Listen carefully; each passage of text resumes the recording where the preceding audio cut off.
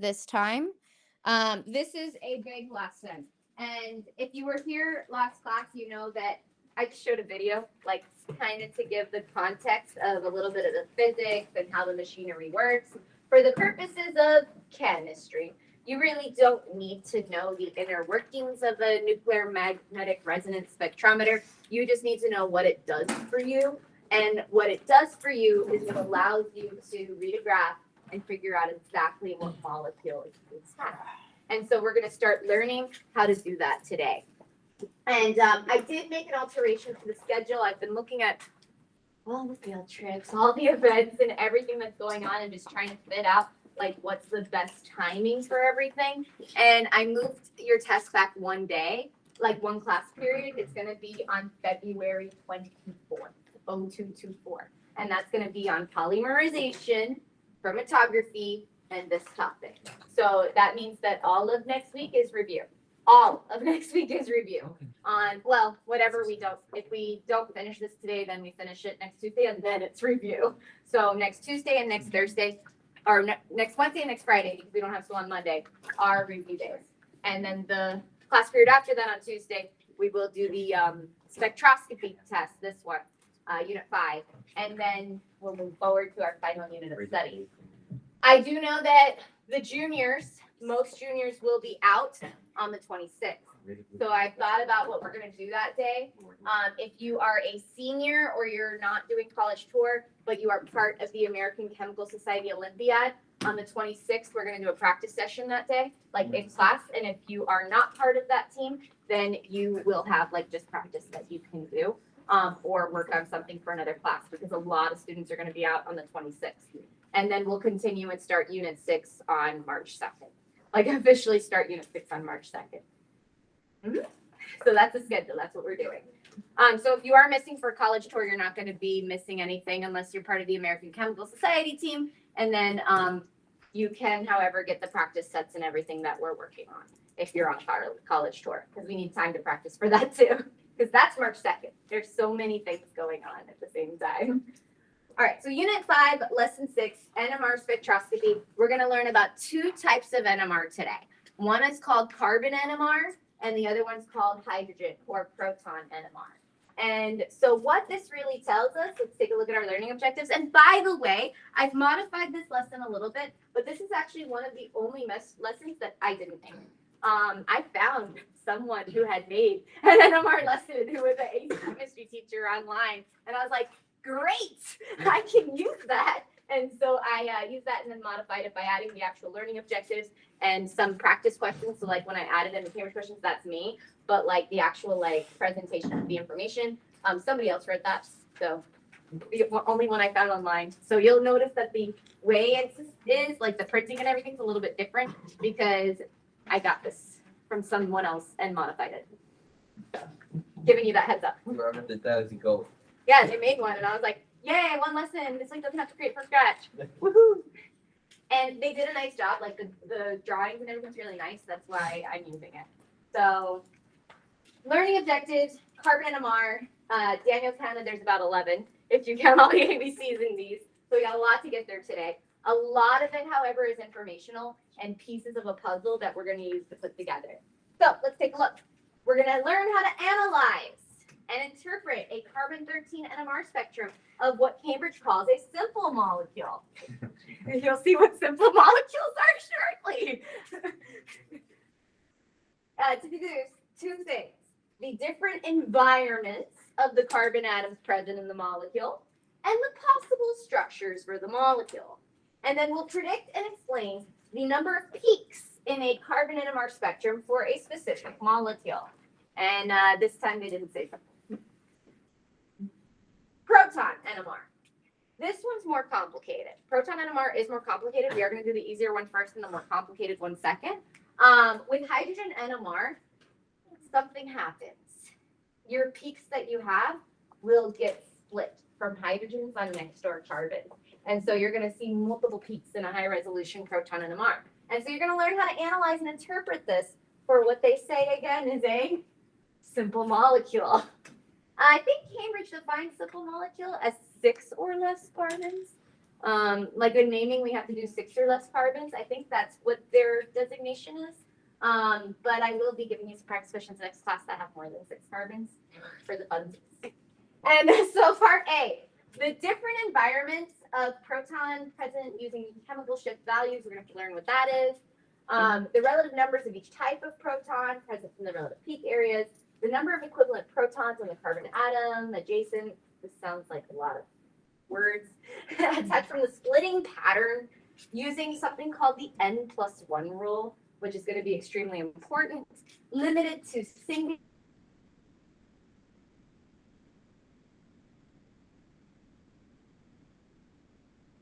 doublets, triplets, or quartet. So not sure why that's said like that. And then the possible structures for the molecule. We're going to learn how to predict the chemical shifts and splitting patterns of protons. Describe the use of TMS, which is tetramethylsilane as a standard. State the need for CDCl3, which we saw in the video of last class, if you were paying attention. State the need for CDCl3, deuterated solvents, and describe the identification of OH and NH protons by proton exchange with B2O. So this is a lot of stuff. We're going to go through it piece by piece. We're going to start with the carbon NMR, and then we're going to move into the hydrogen NMR. So it's a pretty long lesson, and it does give us a lot of information. So the first type of NMR that you can get is a carbon NMR. And before I even start talking about that, something that you need to know is that only odd numbered nuclei are sent by an NMR. Because odd numbered nuclei have spin, and that spin, when it vibrates and flips, can be sensed at different places. So only odd numbered nuclei are sensed by an NMR, which means you're not sensing carbon 12 in a sample, which is most of the carbon you have. You can only sense carbon 13. Now, carbon 13 is about 1% of all the carbon you have in any sample. So it's 1.1% is 1.1% of any carbon sample. So it's enough carbon to be able to get a result. So any sample of carbon that you have, you're going to have some carbon 13 in it. And so you can take any molecule that's an organic molecule, run it through a spectrometer, run it through the NMR, and it's going to be able to give you a graph. Yes, Isa. The idea is to flip the carbons, no? When you do that, do you also flip other molecules that have a low number of? So the goal is to have an isolated molecule, like to have your sample of whatever it is, because if you have multiple molecules, like a mixture of molecules, you're gonna have things all over the place. And you'd have you need this to be just for one molecule. So you'd have to first purify your sample. So you have to separate it using something like, a chromatography or another separation technique. And then once you've separated your mixture and you just have the compound you're looking for, you would take the sample of that in a solvent, a specific solvent that does not get detected here or gets detected only at one place that you can take that out. And then all the other peaks would just be the carbons from that molecule. Yes? What if, for example, you have a metal in the compound? If you have a metal, that could definitely show up, I believe, but it may show up outside of this area because it's not a carbon. So it might show up in a different area. So you don't want to have impurities in your mixture. This is specifically for synthesizing organic mixtures. What is it that they're measuring? So right here, this is called a chemical shift. So wait until the lesson because there's more information coming on. And then I also did post a video from last class because it gives you more context for how the machine works. So the heights of the lines, something here first of all is that this is the spectrum. It looks like this. You're going to see single lines. And each of these single lines, each single line represents a non-equivalent carbon on a molecule. What do I mean by that? if I drew a molecule like this, and this is not the molecule, this is just good old ethanol. Does this carbon have the same environment as that carbon? They do not, because the carbon on the right has the oxygen that's really electronegative right next to it, whereas the carbon here just has hydrogens and carbons right next to it.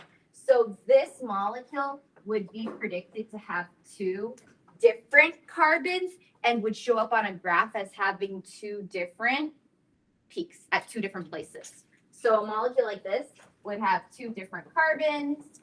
They're not equivalent, so it would have two different peaks. That's the idea. So let me bring another one. Why? Don't from the place.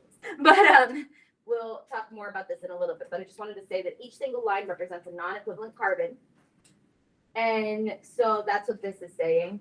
And so it also says here, make sure you're careful when you're looking at these peaks. The height of the peak does not tell you. It's not proportional to the amount of carbons present in the molecule.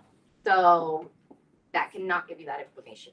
So ignore the height of the peaks, just the places where the peaks are. And we're going to talk about why a line will be more to the left or more to the right shortly. Axel had your hand up first. Is there such thing as a non-single bond or something? Not here, but there is in hydrogen NMR. So if you look like in the future, you'll see the split lines. That's only for hydrogen NMR. Yeah. So, I mean, it's pretty later. It's later in the lesson. All right. Another question. I assume we don't cover it, but does the height of the line have something to do with the electronegativity of the? It could have to do with like just the flipping, but it could just be the sensor, like sensing it in different places. So you're told to ignore it. Okay, so this right here would be given. This does not have to be memorized. Something like this would be given, and I'm sure that I put it in your data booklet at the back. So when you need to use carbon NMR shift values, you can go to your data booklet in the back. And these are your standard chemical shift values for a carbon NMR. And you'll see these ranges. Ranges means it really depends on the environment of what's around, like what the exact number is. So it's never like the same exact number because it depends on how many electronegative groups are around, how the molecule is going to go through the sensor. And so if I have an alkane, that means just carbon that has just hydrogen. It's going to show up somewhere between 0 and 50. The generality here is the more electronegative the area is, so the more electron hogging the area is, the more downfield you go. And so that means that if I'm looking back here, this 170, 180 thing, that's probably a carbon that has a lot of electronegative atoms around it. And let's take a look. You see what would be the most 170, 180? What does it say? In here. It has to have a lot of electrons in the area. The carboxyl? Carboxyl. Doesn't that have like a lot of electrons, electronegative group in the area? So the idea is that the more electronegative or the more electrons, the more downfield you go in general. And the more or the more nonpolar you are, the more upfield you go. Yes. Yeah, you can go get water. It's right outside the room. Just knock when you come back.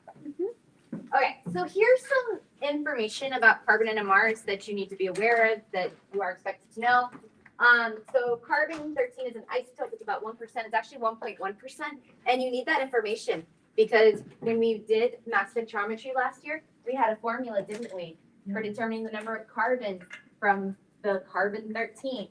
That's going to come up in a question later on in this lesson. We'll review it. But it is 1.1% of all the carbon on Earth that exists. And because it's an odd number, we can detect C13 in the NMR. And these are the features you need to be aware of a carbon NMR. First of all, there's no splitting. Every carbon will be detected as a single peak. So they'll just be single lines on a carbon-13 NMR.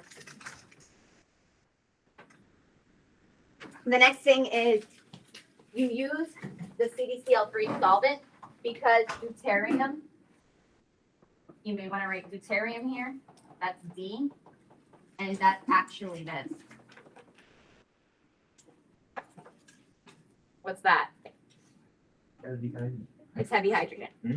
And so we don't write 21H. Instead, we just like write the letter D when we're talking about hydrogen that has a mass number of 2 instead of a mass number of 1. The isotope of hydrogen that has a mass of 2. And so we use CdCl3. So whenever you see D, it's deuterium, which is heavy hydrogen. And that's always going to have a little small peak at 80. So that peak should be removed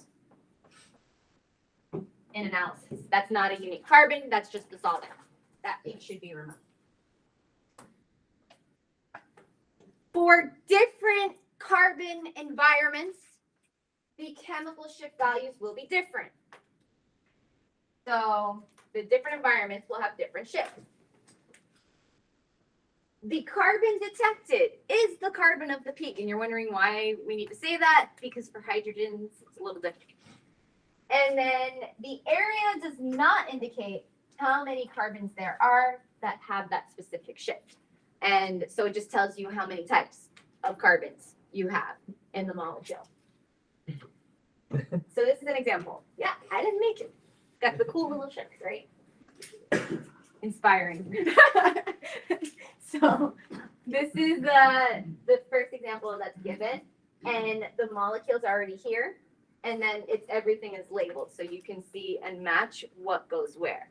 Notice this is an ester.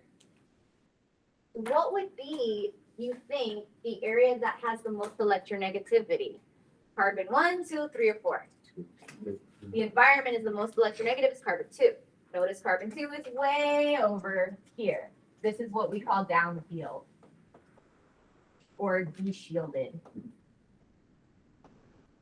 meaning it's got all those electronegative groups that are pulling electrons from it. And over here, we call this upfield and shielded. What you would have heard in AS chemistry, like the inductive effect, a little help from my carbon friends that are donating electrons in to me instead of taking electrons away. That's what that means. So upfield means shielded, means lots of CH3s or alkyl groups nearby.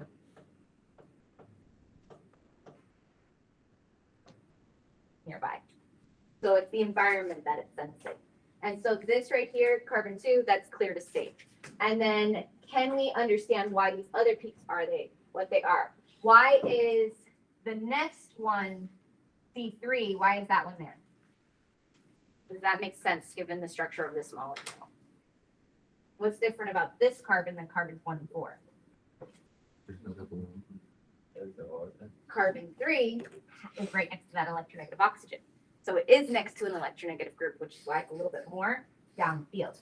So this is the C that has the O. This is the C that has the O and the O, right?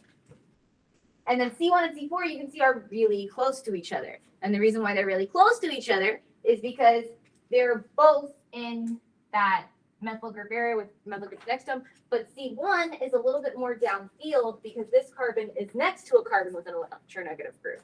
Whereas this carbon is next to a carbon with a less electronegative. Yes? What happens if we have a symmetrical molecule? It'll be showing up soon. You'll see. There's examples where you can see that. But this is just for you to take a look at what's already been pre-done and just kind of understand where the shifts are and why the shifts are where they are. So this has 4 unique shifts because there's 4 unique carbons. It's not symmetrical. And the more downfield, the more electronegative the area is the idea. And so this is another graph that kind of shows you like the different areas you can look for things. I told you last class I had there's a person that I know, a good friend of mine, that just has this all memorized in their head. They're called No way. yeah, it's like the Daniel Crespo of organic chemistry. He wrote like all of his, PhD doctorates on analysis, and he just has it on his head. You can look at one of these in a second and be like, oh yeah, that's what that is. I cannot do that, to be clear. But casual, analysis. His main job is he's a professor, And his side hustle is he's a pharmaceutical consultant and he checks their procedures and makes sure that their, you know, their analysis are correct. He like goes in and quality checks. All right, so let's take a look at our first question. Check up 8A. Look at the series of lines clustered at 125. That's right there. One line is slightly separated from the main cluster, and this is for ethylbenzene. So which carbon atom in ethylbenzene makes the signal that's slightly off to the side? The first thing you have to know is, well, what is the structure of ethylbenzene? What's benzene? Right? And then what's ethyl? Ethyl. How many carbons? So it's like this, CH2, CH3, right? Or just, you know, skeletal, 2 lines going out. That's an ethyl group. So the question is, looking at, that's ethylbenzene, and this is our graph. What line is this off to the side right here? Isa. The CH2, CH3, they tell you are here and here around like very, very low numbers. So it's not the CH2 or the CH3. So what is it? It's actually this one. Because it's slightly different. It's got a slightly different environment than the other carbons that are equivalent on the benzene. And so the answer is that it would be the carbon on the benzene that is attached to the ethyl group, because that's different.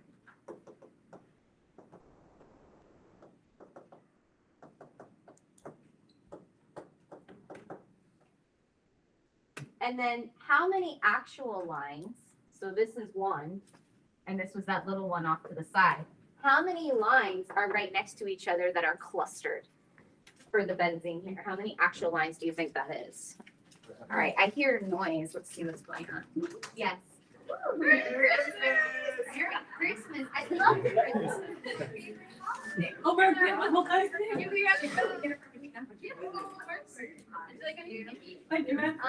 Yes, is it the potato puff? Yes. Can I have a couple of the? Yes, of course. It's the potato puff. Damn. It's already Christmas? Here. Are we getting a picture? That's okay. It's already Christmas?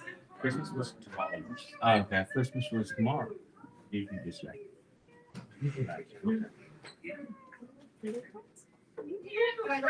Yes. What does she mean by like clustered? I'm so tired. Happy Valentine's.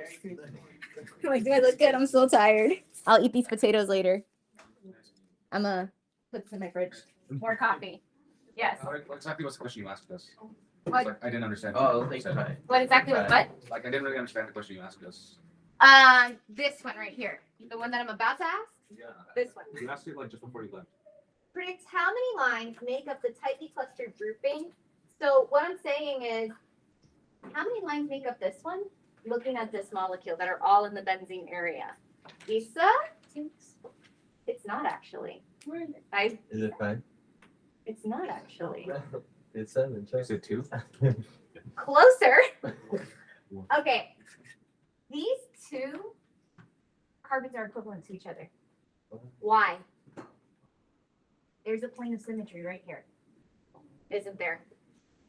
And that's what we mean by equivalent, is that they're symmetrical and it's on 2 sides, it's actually the same line. So this is 1 line. These would be 1 line. And this would be 1 line. So if this little line right here is number 1, then this is 2, 3, and 4. You see what I'm saying? So the benzene itself actually has 4 different carbons. 1 of them is already off to the side. The 2, the 3, and the 4 are all clustered there. And you can kind of see it. It's kind of hard to see, but you can kind of see it there that there's a short one on the side, there's a short one on the other side, and there's a tall one in the middle. So this is actually how many lines? It's 3. Is that why the line is thicker? That is why it's thicker, because they just got all real close to each other because they're all part of benzene and they're all real close to each other. So I think that's a good, question to start addressing this concept of symmetry. Don't worry, there'll be more. We'll have more questions that address symmetry. So it's kind of like putting those pieces together. Ready for the next one? This is from the textbook, by the way. So these are the questions that I added in. The presentation originally was just information for the most part, and then I added in all the textbook and Cambridge questions. So we got this now. Benzene. Predict the number and location of signal lines in benzene. What do you think?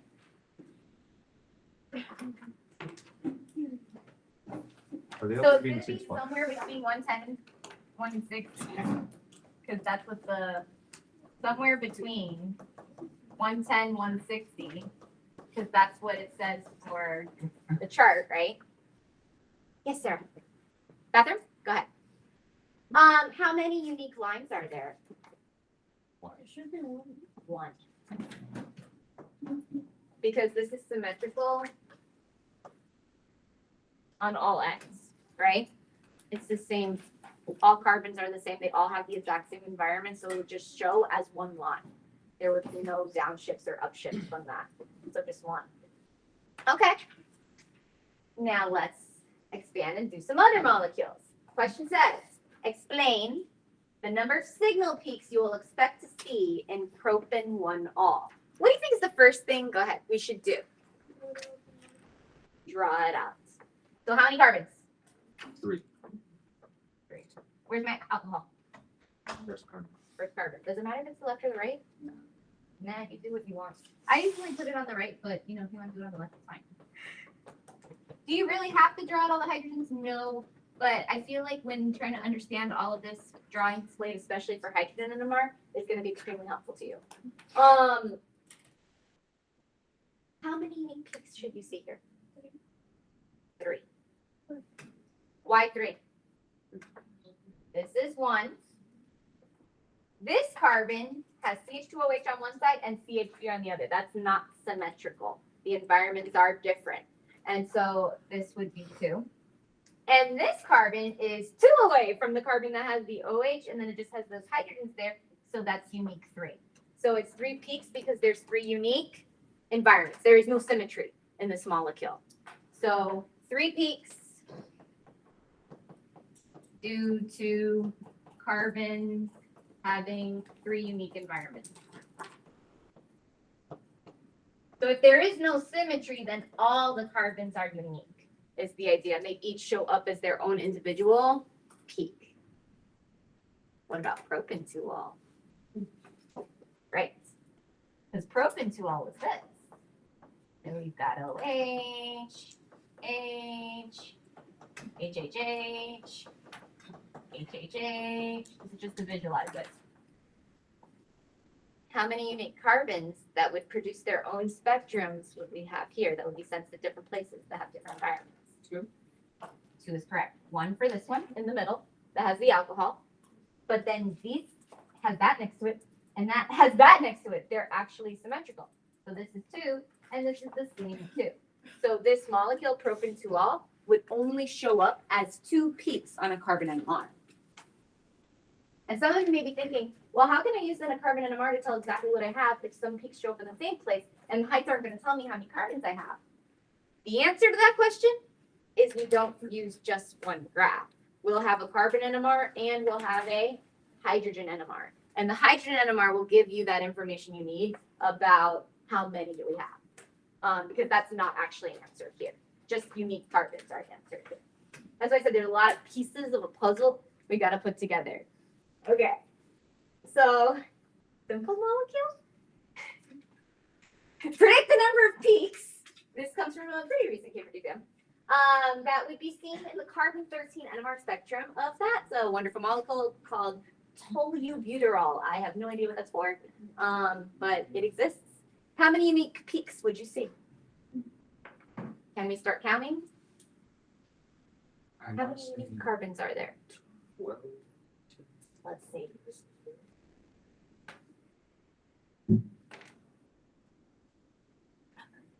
Where do we want to start? I started actually over here. This one would be a unique carbon, so I called that one. What about these 3? Oh, shoot. Aren't they all the same? Because they're all connected to the same stuff. So I would write here 2, 2, 2. All of those are the same peak. It's whenever you have this situation going on, these are all equivalent to each other, right? So that's that. Okay. Is this one different than what we've seen so far? Yep. Yes. Is this one different? Yep. Yes. Is this one different? Yes. And the thing is, because of that chlorine being there, this benzene has no symmetry because everything's a further place away from that chlorine. So this is 6, 8, 9, 10. And the answer is, and then this is the answer. The mark scheme is 10. So Yes. I got 2 each because Did you put that these two were the same? no, I put it that I have to Like here? Like, where did you put the symmetry? Here? this way. Here? Between Can I see? also It's not because this is 2 away from the chlorine. This is also away from the chlorine, but it has all that stuff. But that doesn't have all that stuff. So it doesn't have symmetry. Right. So this is 2 There is no symmetry on the benzene because of this group here. Because these two are different groups from each other. Like if this was the chlorine, there would have been symmetry. But because the groups are different, there's no symmetry here. So no symmetry here. I think that's Sarah. No, not Sarah. Okay. Thank you.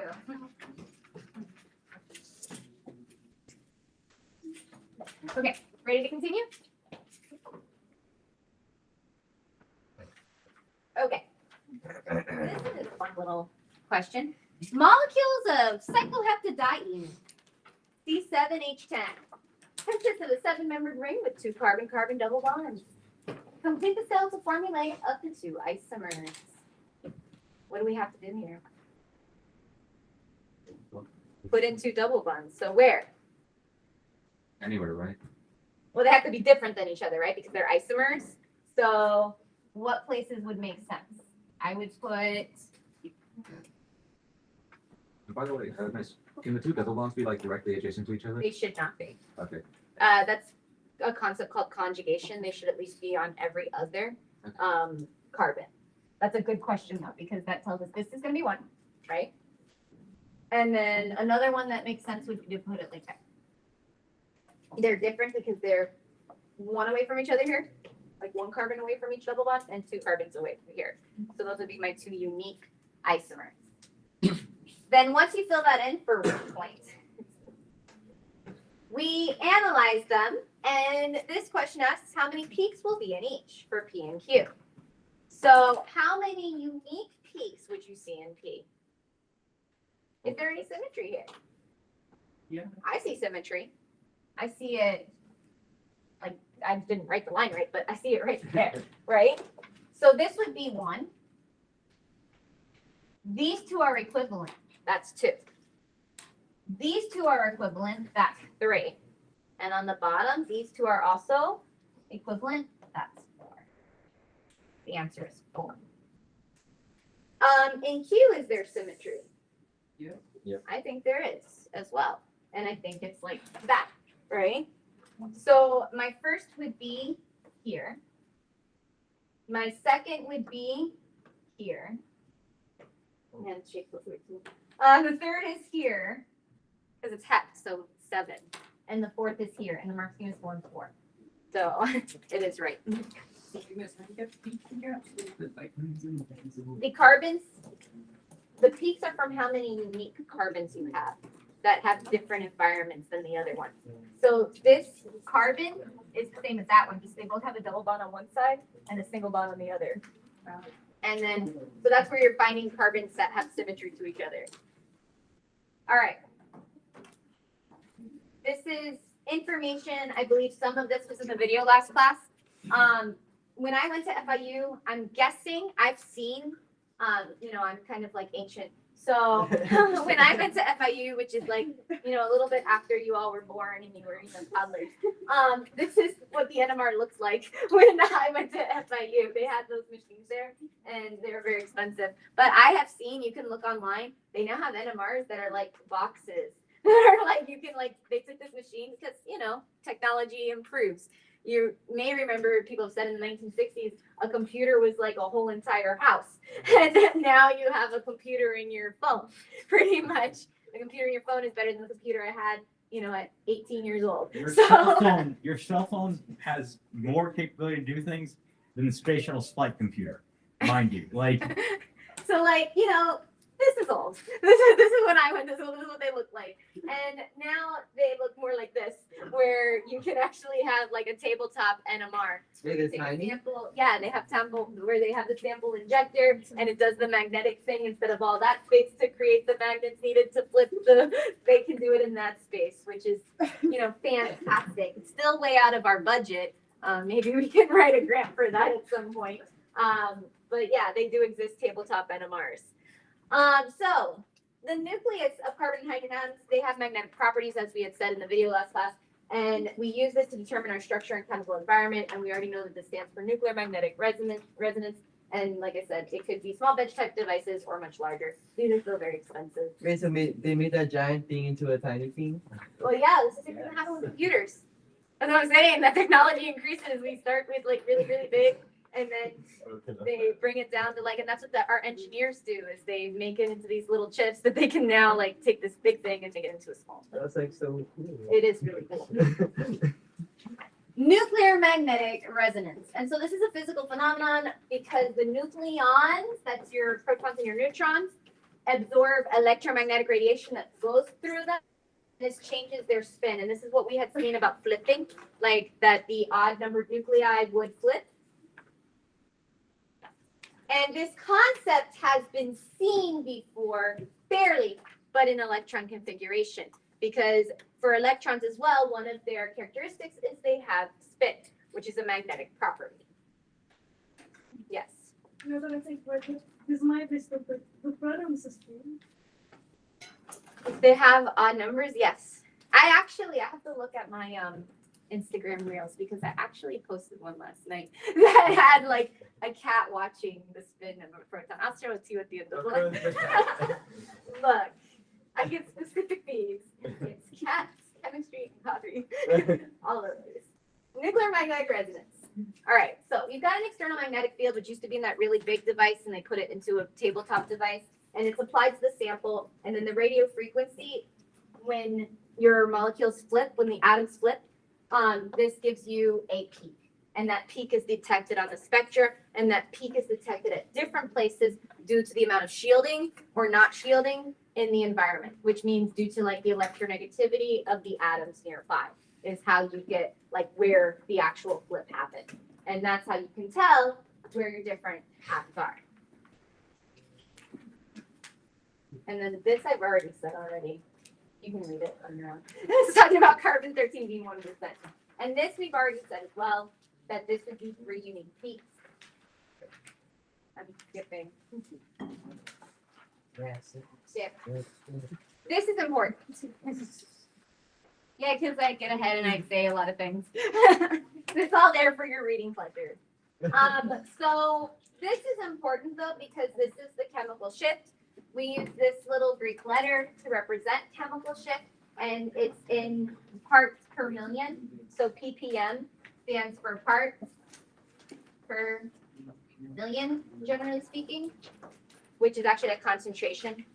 And if you see something sense upfield, that means that it's more shielded. I've mentioned this, more like alkane area. And if it's shifted downfield, that means it's more electronegative, generally speaking. So that's how the professor friend of mine can just look at a molecule and he knows, just based on all the millions he's analyzed, oh, that's not carboxylic acid, it's definitely over there. So he can figure out exactly what a molecule is. And we set the scale at 0. So you have a standard compound which sets the scale at 0, and that standard is applied into the machine. So you have just like you have a calibration on your scales, that when you tear it, it sets it to 0. That's you have a calibration here that sets to 0 when everything's above 0. All right, so then let's take a look at cyclobutanol. This is one we haven't seen before. This is the NMR for cyclobutanol.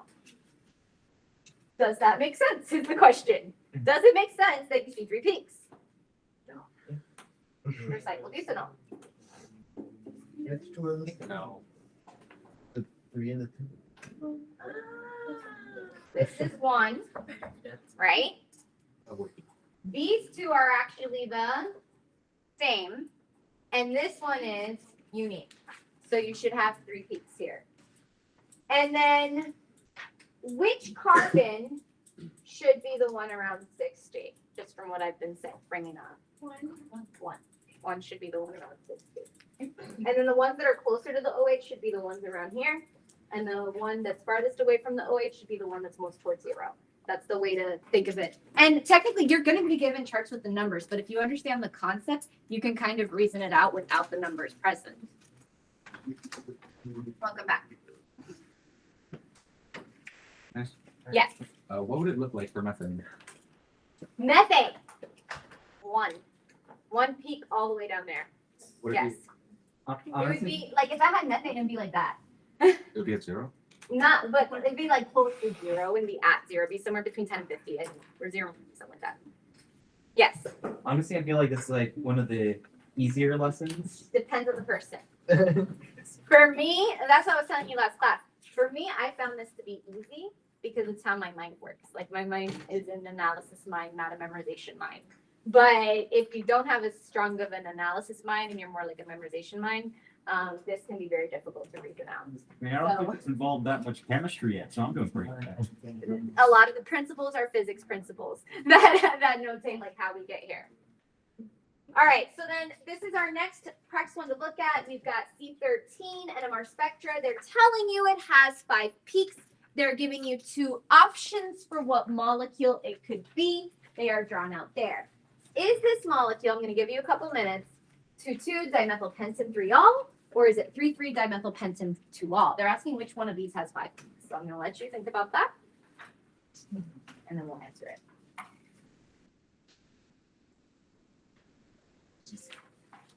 That's not, So the answer is either the left or the right. that's not our book thing, is it? It isn't? It's slide 21. 21. Oh, okay. 21. It just looks different. It looks different because they have like the shading already of what it is if you pick it up. But they didn't write the numbers in, so. So is it the one on the left or is it the one on the right? Which one has 5? Hold up. Give another minute. You shut How it out. is this? How is this? All right, what do you got? The left. Okay, I hear both. So let's analyze. Let's take a look at the one on the left. Look, the right has 6 and 7, 1, and the left has 5. 2 away from the OH. 2. 1 away from the OH. 3 on the OH. 4.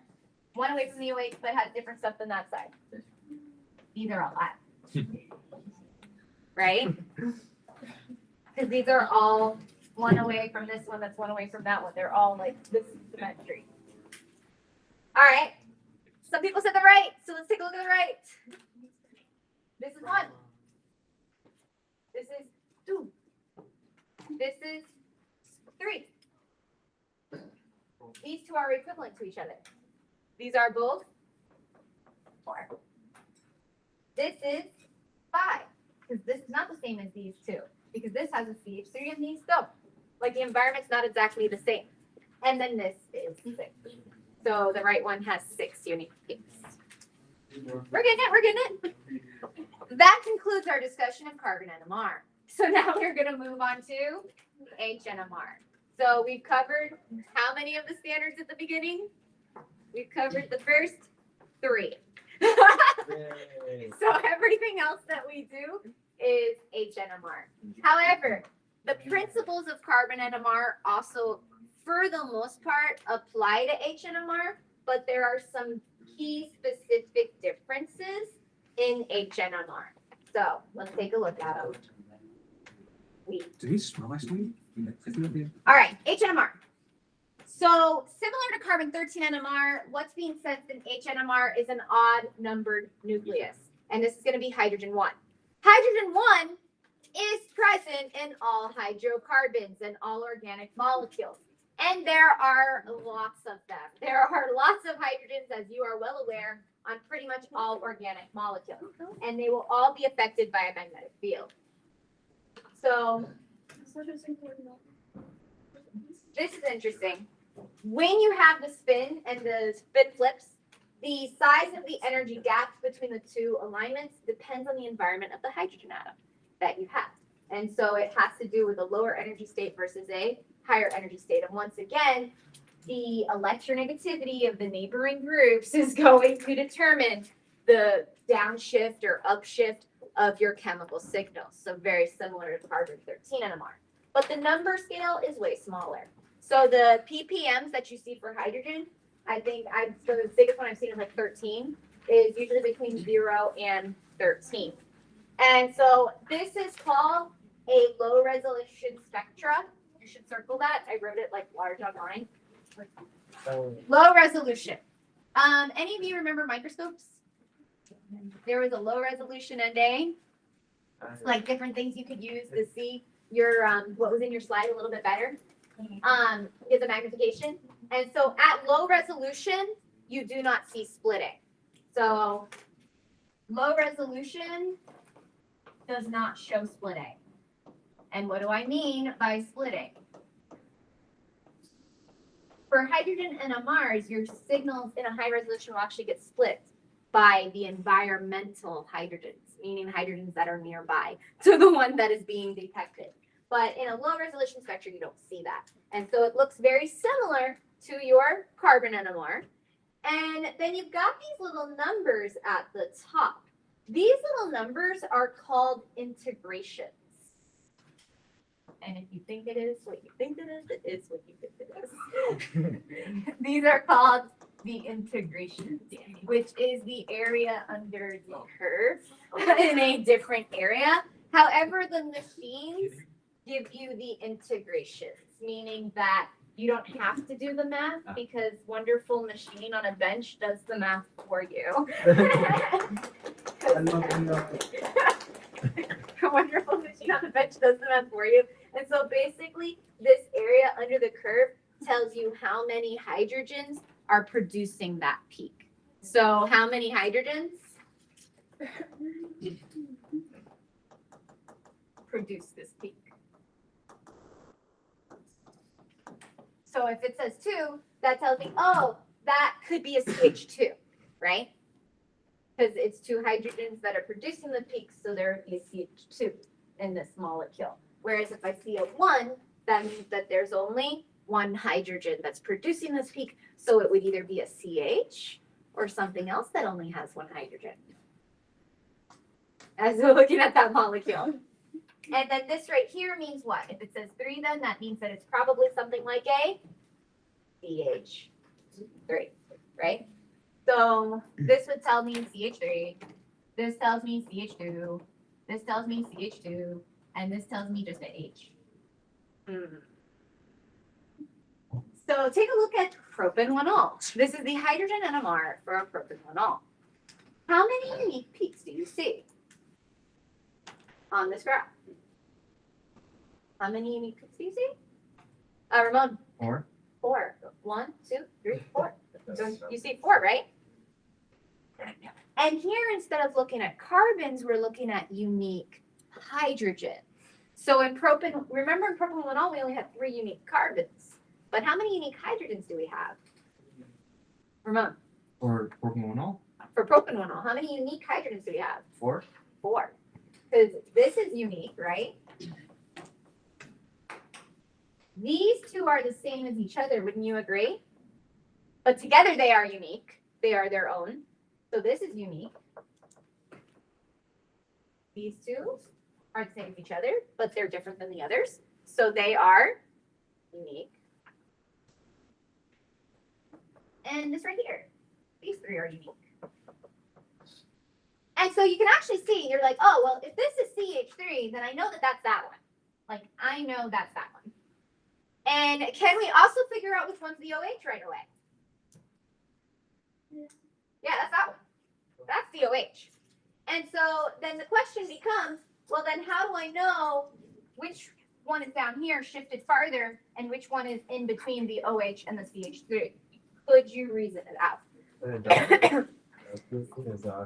This one is closer to oxygen. So this one should be more that way. So this one is that one. Does that make sense? And then that means that this one right here has to be that one. That peak right there. Yes, adds up. Why is the OH hydrogen like in that spot again? Well, right now, the only way you know is because it had the one, the integration of one, and there was nothing else that had the integration of one, which meant that there was only one hydrogen there. And everything else had 2 or 3. There will be other ways Oh, okay. of us for knowing that we have OH specifically, because how do we know it's OH and not CH? There will be something to determine that in a little while. But this is just kind of like getting an idea of what this looks like. So here we're looking at the hydrogens instead of the carbons. And I taught you what integration means.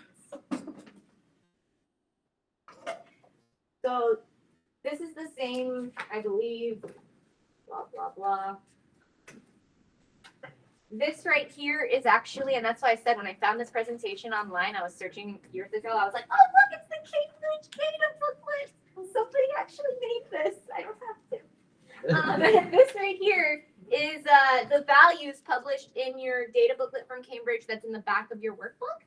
And remember, you do not need to memorize these numbers. You would have these provided to you on a Cambridge test. However, I do think it's important for you to just be able to have those reasoning skills to know, generally speaking, what's going to be more downfield and what's going to be more upfield, and then use these to help you verify that. And so notice alcohol. Alcohol is crazy to me. I don't know. I'm not sure why it has such a large range. It can be anywhere between 0.5 and 6. You can look up why that has such a large range, because 0.5 is like, like an alkane. Like, why is the alcohol like all the way down to out? Like, what is up with that? Alcohols are weird, but then you've got all your other groups that are more or less expected. If you have benzene, I remember learning this when I was a student. I remember the professor saying you're always going to see something around 7 that's really, really large if you have benzene. And that would be like your clue. That's your key. You've got a benzene in this molecule. Yes. What if a lot of the ranges intersect? You need a high resolution NMR then. Like you need something that zooms in more. So then let's take a look at, and I think we lost the molecule here. It says let's take a look at propanol and propanone. Let's fill in what propanone is. This is propanone. The question is, if these 2 molecules were examined independently of each other, like each one was run through a machine, we run some acetone through a machine and we run some propanol through a machine. How many peaks would each one have? And what would be the ratio? That means the integration. So what would be the ratio of the peaks in each individual molecule? And so look at the one on the left. How many unique hydrogens would you have here? Ramon. 4? Actually not. Let's, and like I said, for me, I'm gonna write displayed. And when you see me doing examples, I'm gonna continually write displayed. And if you want to do it skeletally, you can, but I think it's important for you to be able to count what you have. So HH, HHH, right? That's all my hydrogens. The problem with skeletal is that not all the hydrogens are shown. So you need to, but you need to sense the hydrogens. You need to know how many hydrogens you have. So that's why I usually opt for displayed when I'm doing these types of drawings. Is this hydrogen right here unique? The one on the right. Yes. Is that unique? Yes. That's one. Is this one unique from that one? Yes. Is this one the same one as that one? So that together would be 2. You see what I'm saying? And what about these right here? These 3. Is this one different than any of these others? Yeah. Yes, but are these 3 the same? Yeah. Yes, so these are all 3. So for propanol, I should see 3 unique peaks. You agree? So propanol should be 3 unique peaks. And what would be the ratio of hydrogens to each other? What do they mean by that? This is to say 3 to 2 to 1. Like this one would be 3, the integration would be 3. This one, the integration would be 2. This one, the integration would be 1. So here, the actual size of the peak does tell you how many hydrogens you have. Whereas in carbon NMR, the size of the peak does not tell you how many carbons you have. Yes, Does it matter whether or not they start from least to greatest or no? it doesn't matter because questions from Cambridge won't be asked like that anyways. So not a big deal. And then over here for propanol, how many peaks should we see for hydrogens here? Let's display it out to see. How many unique peaks do you think we have? One. One is correct. I just 5-bond carbon and put an H under the. Oh, hey, I did that too. I just ranted at AS chemistry yesterday about 5-bond carbon. We're doing oxidation. Exactly. Is the ratio like just 8/6? So the ratio, I mean, 6 or there 7. is no ratio. Like that's a weird question because to have a ratio you need two different things, right? So it's just That. one, right? I mean, the integration would be 6 though, right? So I'm gonna say the integration Oh, is 6. okay. Just to say it like that, just so you know that like the peak under the area would be 6, yes. Because there's 6 hydrogens that give that unique peak. Oh. And there's 6 hydrogens that give that unique peak. And that's an important piece of information you're going to need to have when you're going the other way around. Because remember, where we're going to get to is I'm not going to give you the molecule. I'm going to give you the graph. And you're going to have to go back and figure out the molecule. All it's fun and daisy when you're, already given all the information. But what about when you're not? That's where we're getting to with this. Like, we're getting there once we get all the pieces together. So this one's already provided. And guess what? What is going on here? Why does this look different? What's happening here? Oh, Why are there things? Why are there things? Why are there so many? Oh, we are now going to talk about the main deal with NMR. This is how we get exactly what our Newbury groups are like. This is called a high resolution spectrum. High resolution spectrum. And every NMR that I've ever seen is a high resolution spectrum, not a low resolution spectrum. And so what you'll actually get is you'll get all these vibrations. And this is all one peak. But the actual peak gets split into 3. And so this is right here. This is called a triplet.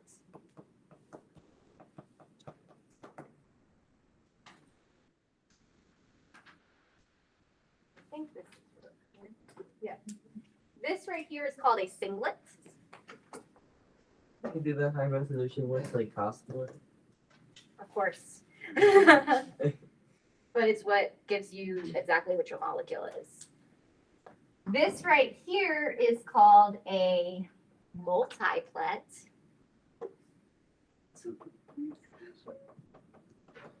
And this right here is also called a triplet. Like triplets. Triplet means 1 splits with 3 in here. All right, so at higher resolution, we observe that the actual peaks of that hydrogen, that integration gets split into multiple. And that happens if there are hydrogens attached to the carbon nearby. Each hydrogen splits the original peak one more time. So this is something we call the N+1 rule. The N+1 rule means the amount of peaks observed is equivalent to the original peak plus the amount of hydrogens on the next door carbon. So the amount of peaks observed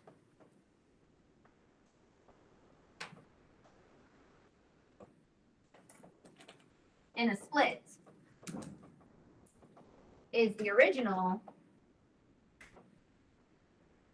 plus, I guess the word plus, the H's on carbon next door. They call it your neighboring carbon, like your next door neighbor. So just the one right next door. So if you live in a neighborhood, you have a house next door, that's your neighbor. So the carbon next door, like this, the carbon next door is that one. This carbon, this is like at the end of the road, it only has one carbon next door. Interesting note, because we're looking at our first molecule. The alcohol peak is not split. So you should write that. Alcohol and amine peaks do not get split. because they are not sensed as well because they've got that electronegative group blocking them. The oxygen or the nitrogen blocks from being sensed by the other hydrogens. Yes. Yeah, I'm sorry, I'm lost. So if the person does like, and that means it have singlets because They always have singlets. So that tells us the singlet here, definitely the alcohol. Definitely the alcohol. And then you can actually use what I've sort of brought up to reason what each of these peaks are. This is a triplet. What does that mean? That means that the carbon next to whatever carbon this has two hydrogens. Because remember, the N+1 rule means the amount of peaks observed is the original plus the amount of hydrogens. So you would always take however many you see, which is here 3, and you subtract 1 to get how many hydrogens are in the next door carbon. Yes. What's up? Why? Because it's called spin-spin coupling if you want to look it up. So It's called it, which is beyond the scope of this class. And it says it down here, but I don't know if it is visible enough on yours. Splitting occurs because of something called spin-spin coupling, which is university chemistry. But it has to do with the protons interacting with other, like getting entangled in other protons nearby. And therefore, the machine has a hard time sensing just that one. It senses the other two as well, like that are on the next door carbon. And so it takes the original peak and it splits it for the other ones. So that's the kind of concept of how it works. Okay. There's one more note here. Hydrogen atoms that are on the same carbon do not affect each other. So think about it like this. If you're in a house, your brothers, your sisters, your family is also your house. They are not your neighbor. So this carbon has its two peaks in the house. That's its house. Only the hydrogens on the next door carbon affect it. Like split it. Yes. What's up with the analogy? I don't know. I'm tired today, so whatever comes to my mind is what I'm saying. If it works. But it is. It's like that's your individual and then the splits the next door. Because they call it your neighbor. Only the neighbor carbon's hydrogens can split your house. It says somehow. Yes. You can stand show. I mean, it's silly, but if you remember, like, you remember. Okay, so here's an actual Cambridge question. Yay. R, that thing, simple molecule, right? It's dissolved in CdCl3. This is our solvent. And analyzed using both carbon-13 and proton NMR. Are we scared of the word proton? Yes or no? It was in the video. They said, "Are we scared?" Yeah, and you said Oh. yes. Proton is hydrogen NMR because the hydrogen nucleus is just the proton. So they call it proton NMR. It's the same thing as hydrogen NMR. Okay? Write that for yourself. The spectroscopy. How many peaks would we see for this in a carbon NMR? So how many unique carbons do we see? So Ramon's already out there with an answer. What you got? 5. All right, let's check it out. So I'm not saying you're wrong. I'm just saying that let's check it out. So what do we got? Is this carbon unique right there? Is this carbon unique right here? These two are the same as each other. Would you agree? Because symmetry. Okay, I accidentally thought 4 as well, and I made a huge mistake. It's not 4, it is 5. And I know where you got that because I'm about to show you how I got to that. So this would be 3, right? These two are the same. This would be 4, but what you forgot and what I forgot is there's another carbon here, isn't there? That we haven't encountered. What about those metals? they're not part of the benzene ring, but they exist. And they're equivalent to each other. That's 5. It is 5. Ramon got it. Right on it. Good job. Okay. That was carbon. We got 1 mark for that. And now they ask us to now predict the peaks in the proton NMR. So how many unique hydrogens do we have now? Is the question. I hear someone saying 3. Do we agree? All right. So first of all, let's map out our hydrogens. Benzene is this. It's double bonds, right? So that means that if there's a group on there, there is no hydrogen. So the only two hydrogens are here and here on the benzene. So far, so good? There's no hydrogen here because there's a double bond here, right? So this actually has 1, 2, 3, 4 bonds. Benzene, which I know you're so excited to learn about it next unit, is this. Oh. Each carbon has one hydrogen in benzene. But if you have another group coming out, it replaces the hydrogen. So this only has 2 hydrogens. So how many unique hydrogens do we have? The alcohol is 1. These 2 are the same as each other because it's symmetrical. These are 2. And are there any other hydrogens? Yeah. These 2. And they're the same as each other. And these are 3. And the answer is 3. But you don't have to do anything with the. That is what is won't work. Don't worry, it's coming. Wait, but you know that you can do the +1 thing. It's coming soon. Coming soon. There's more information about that approaching. We are, what slide are we on? We're on 29. Remember, whatever we don't finish today, we're doing tomorrow. I mean, tomorrow in chemistry, which is next week Wednesday. Yeah. All right, this one right here, naming split signals. This is what I was mentioning about your peaks. If you have a singlet, this means you have 0 neighbors that have hydrogens. 6, 7. So that means 0 carbons next to you have hydrogens. If you have a doublet on your graph, this means that the peak that's split is split by a carbon neighbor that has 1 hydrogen. Triplet means 2 hydrogens. So you always, it's called the N+1 rule, but I would think about it as whatever the peak is, subtract 1. That's how many hydrogens you have on your next door neighbor carbon. And then quartet means 3.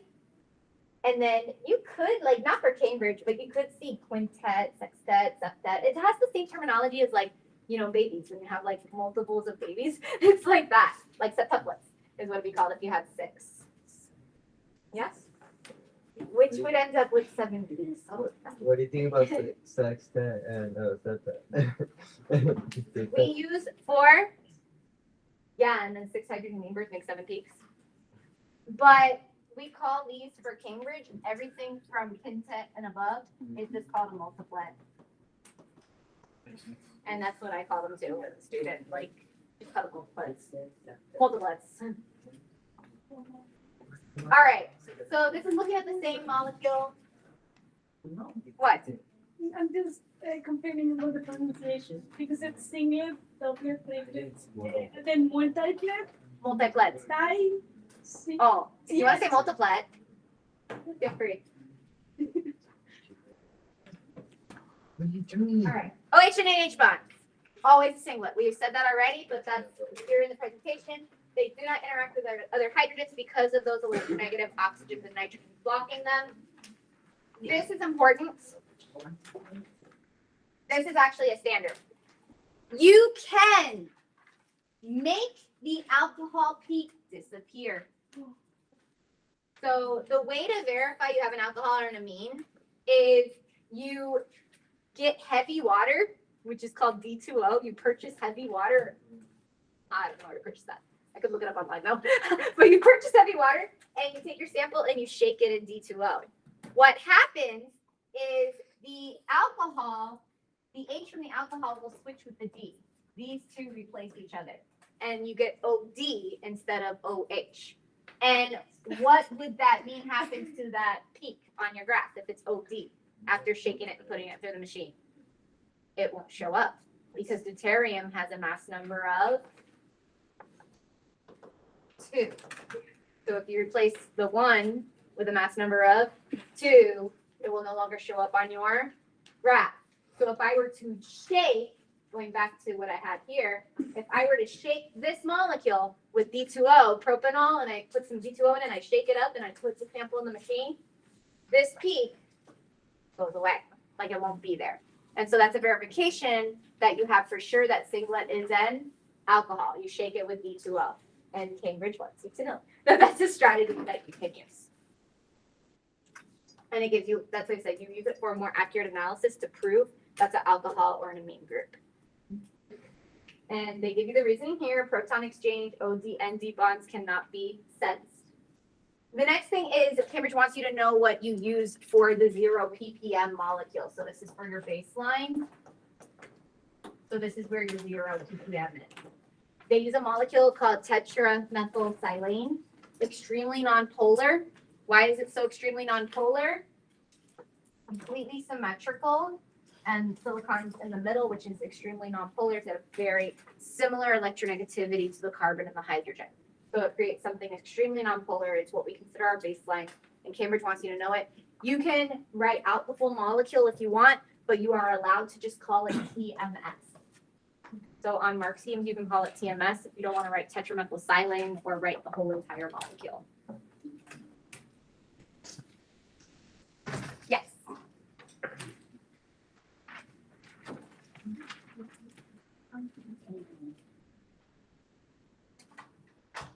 And so it gives you a strong peak because all your hydrogens, all 12 of them are equivalent to each other. And that's going to be your peak at 0, but it's never shown. They always have it removed from the graph, like in your, so it just looks like 0. All right, so we've got 9 minutes left in class. And I think that this will be a good spot to stop for the day now that I've like pushed and shoved a bunch of information into your brain. We are going to be doing analysis of graphs next class. So expect for us to do some bell work. We're going to finish practice questions on how this looks on a paper 4, and then you'll probably have like at least 45 minutes to an hour for you to practice analyzing these graphs yourself, because it's something you really got to get into to kind of like analyze the molecules. But we'll stop here because I pushed a ton of information into your brain. That means this homework is not going to be due until next Thursday. I know for those of you, or next Friday, which means those of you that are going on that field trip still have that due because you'll be here at the beginning of class. Did you pick my homework? What? You will. You'll still be here. And then 4 and 5 are due next class. Oh my God. Yeah, 4 and 5 are due next class. Yeah. So I'll check it next class. Oh, okay, I got it. By the way, Yes. I know a lot of analogies because you were tired. I'd like to point Potato. out that at one point you felt the need to explain